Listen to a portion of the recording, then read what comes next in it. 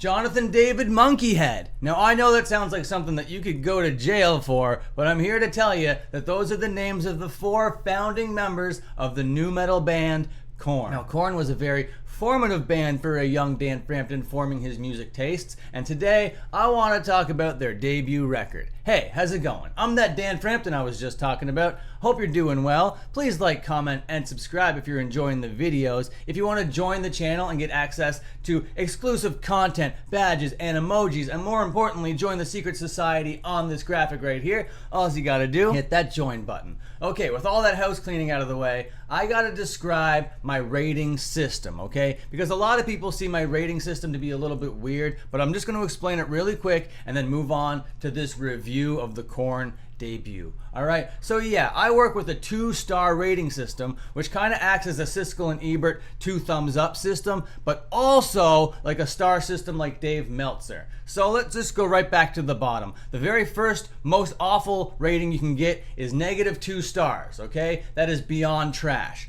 Then it moves on to -1 star, which is just trash. And then you get a dud. Okay, so all these are before 0. And then you get 0, which is awful. And then quarter star, all right, and that's gonna be classified as not my thing. Then we move on to half star, which is mid. And then we get 3/4 of a star, which is pretty okay, I guess. And all of that is before we get to the first star. Now, if you're getting a whole star, 1 single star, that means you've made something solid, okay? So 1 star is actually a pretty decent rating. It's a solid rating. Then we move into 1 1/4, which is sick category. Then 1 1/2, which is top shelf. Now I know when you hear 1 1/2, it might not seem like a high rating, but I'm here to tell you 1 1/2 is a pretty amazing rating. And then we move on to like the upper echelons, all right? The 1 3/4 star, that's a huge rating. That is absolutely gonna be a premium track, a premium project, or whatever, you know what I'm saying?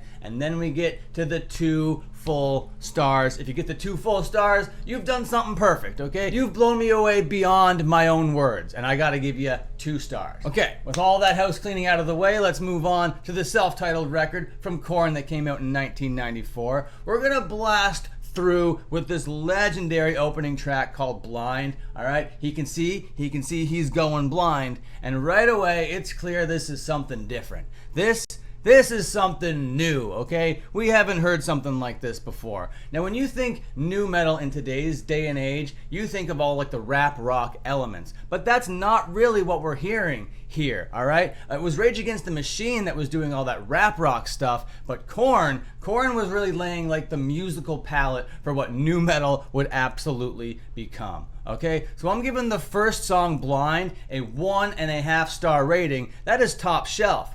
Then we're going to be moving on to Ball Tongue, and I'm thinking that this is the song where we're really getting to see Fieldy's style of bass playing. And I didn't really mention Fieldy in the intro because it didn't really fit the joke, but Fieldy's style of bass playing would really be the signature that would make Korn sound like Korn, other than like Jonathan whining and wailing all over the place. I love this chorus. It's just so heavy with the backing vocals just screaming Ball Tongue, and then Jonathan just like shouting gibberish. It's a great song. I'm giving this thing 1 1/4 star, classified sick. We're gonna move on to the song Need To, and this is gonna be the first mid track on the track list. I gave this thing 0.5. It's just annoying and just exists for Jonathan to scream, I hate you. You know what I mean? This whole record kind of feels like that at the end, that it's just like an exercise in catharsis for this guy. But I'm glad that he did it like therapeutically and had all this like outlet to do this stuff, and then it be received very well. But in 1994, Korn's debut wasn't setting the world on fire.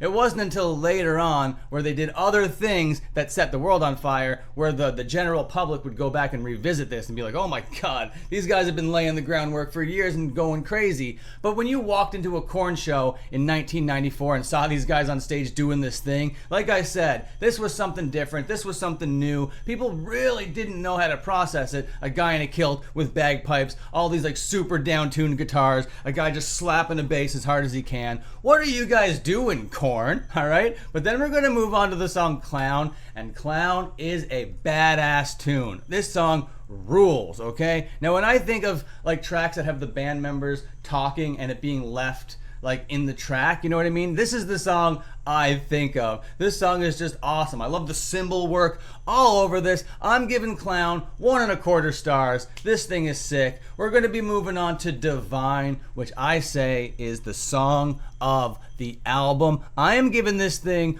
1.75 stars, classifying Divine as a premium track. It's just heavy as hell, catchy, brutal. Jonathan's vocals are just like on another level. That anguish, that pain is just seeping through every note that he's screaming. Then we move on to the song 6, which is F slur spelt incorrectly. And as a kid, I kind of liked this song, but in today's day and age, I'm like, oh, this is where we're really starting to see the Korn formula. I can see how you're putting songs together and what you're doing with your little compositions over there, Korn. So I didn't rate this thing too highly. This thing is getting 3/4 star, which is pretty okay, I guess.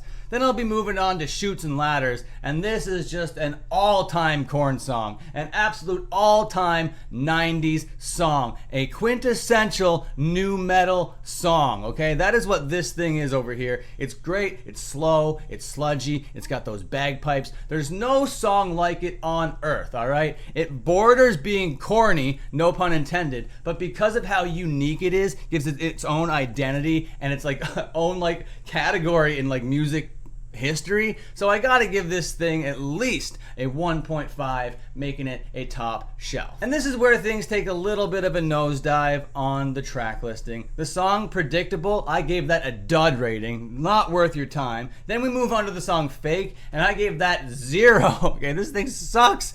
Fake is no good, then Lies also just a meandering pile of nothingness. What are you doing? All these songs could have been cut. These are not good to listen to. They're not heavy, they're not fun, they're not cool, they're not catchy, they're not nothing. And then the string of duds ends with the song Lies. If you like ripping riffs, impassioned vocals, then these are not the songs for you, okay? And then we move on to the album closer called Daddy, and as a kid I could never listen to this. It's just like way too painful, but that only means that it's like good art, that I have that visceral of a reaction to, you know? And I'm just so glad that he had like an outlet to express all of this very specific kind of pain. Now the song is called Daddy. I'm gonna leave it up to you to kind of determine what that like trauma could be with a guy named Jonathan Davis and the song called Daddy that would leave him literally crying for minutes on the track, okay? He goes into like devastating, excruciating detail about all the stuff that happened to him and how much it made him feel and what it did to him psychologically, all right? I feel equal parts empathy for Jonathan, but I'm also scared shitless of the guy that he's become because of this trauma, and those two things together just make this the definition of a tragedy. And even to today's day, I cannot listen to this whole song. It's just too skin crawling, blood boiling, and like vomit inducing, you know what I mean? So I gave this thing a mercy perfect. Okay, I gave this thing 2 full stars because he really laid it all out there, and you can't really rate something that is this personal, that is this impactful for a person. I don't know. It feels wrong and icky to put like a rating on this, but I have to because it's a record and it is a piece of art, all right? And if you're putting out a piece of art, there are people that are going to attach like, I don't know, number values to it. So I am going to give it the perfect 2. I will for sure give it the perfect 2, even though I am admitting I cannot listen to it in one sitting. It's, oh my god, it is way too much. So like I said, this album doesn't really have that rap element that most people would associate with nu metal, but it's just like, it's a pretty solid little record, all right? The track list isn't as strong as it could be, and it's definitely not as strong as I remember it being because of those like legendary tracks, because of those absolute banger riffs and vocal lines and all of how like unique it was. It's going to embed itself in my mind and in my memory, but when I go through it track by track, I realize that it falls off a cliff near the end, and because it falls off a cliff, that has to go into account on the record as a whole, you know what I'm saying? And they were like blazing a trail. There was no guide for what they were doing. They were just out there doing what they were doing, and it eventually caught on. It's hugely impressive to do that. Definitely not every band inspires every other band and forms like a whole music genre around their thing, you know what I mean? And maybe the reason why they left all these mid-dud zero tracks on this is because they didn't know that they were gonna blow up. They just wanted to experiment, try this, try that, throw this against the wall, throw that against the wall, see what works kind of thing. And for that, I got to give it up to them. But Even that thrown into the pot, it's still not getting higher than 3/4 of a star. It's pretty okay, I guess. So if you enjoyed this video, please like, comment, and subscribe. Join the channel if you want. I'll say that again. And until my next upload, watch one of these other uploads. Okay, see you later.